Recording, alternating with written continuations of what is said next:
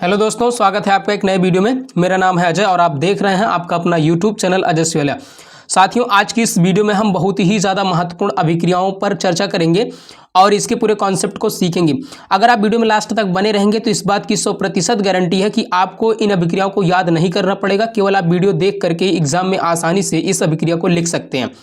प्यारे दोस्तों, ये अभिक्रिया कई बार पूछी जा चुकी है, कैसे प्राप्त करोगे, क्या होता है जब इस तरीके में इस अभिक्रिया का बहुत ही ज़्यादा महत्वपूर्ण रोल होता है। ठीक है, तो देखेंगे वुड्स अभिक्रिया क्या होती है। यहाँ पर सर्वप्रथम हम जो है एल्किल हैलाइड ले लेंगे। आर को क्या बोलेंगे? एल्किल, और यक्स को बोलेंगे हैलाइड। ध्यान से समझिए, आर को क्या बोलेंगे? एल्किल, और यक्स को बोलेंगे हैलाइड। यहाँ पर यन्ने धातु हो गया, फिर उसके बाद में आर को क्या बोलेंगे? एल्किल, और यक्स को क्या बोलेंगे? हैलाइड।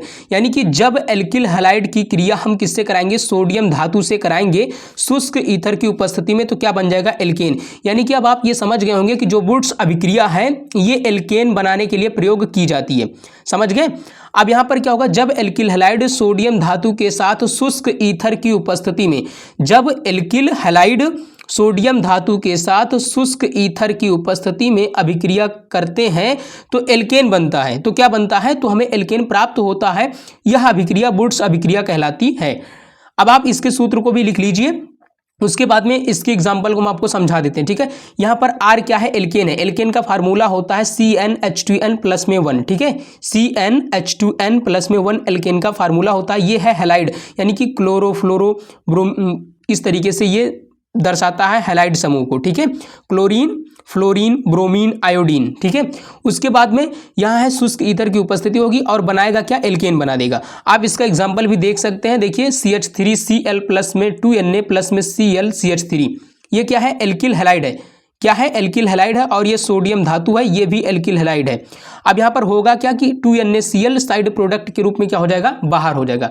2NaCl क्या हो जाएगा? बाहर हो जाएगा। ये क्या है? Methyl chloride. मेथिल क्लोराइड, और ये क्या है? सोडियम धातु है।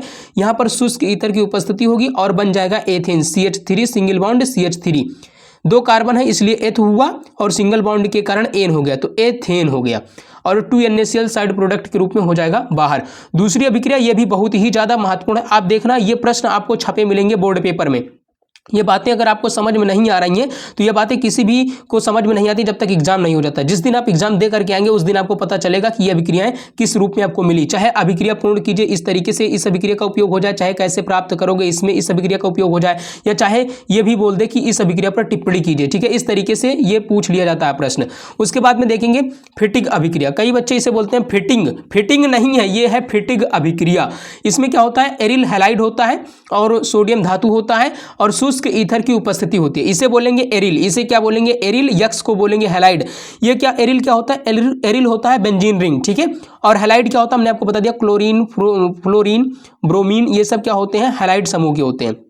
उसके बाद में सोडियम धातु होगा और शुष्क ईथर की उपस्थिति होगी, बनाएगा क्या? डाई एरिन बना देगा। तो ध्यान से समझिए, जब एरिल हैलाइड जब एरिल हैलाइड सोडियम धातु के साथ में, लैंग्वेज लिखना बहुत ही आसान होता है, बशर्ते कि आप सूत्र को अच्छे से समझ लें। ठीक है, कि फलाने ने ढिमकाने के साथ क्रिया करके ऐरा गरा बनाया नत्थु खैरे की उपस्थिति में, इस तरीके से आप समझ लीजिए। ठीक है, देखिए, एरिल हैलाइड सोडियम धातु के साथ में क्रिया करके शुष्क ईथर की उपस्थिति में क्रिया करेगा और क्या बनाएगा? डाई एरिल बना देता है। ठीक है, क्या बना देता है?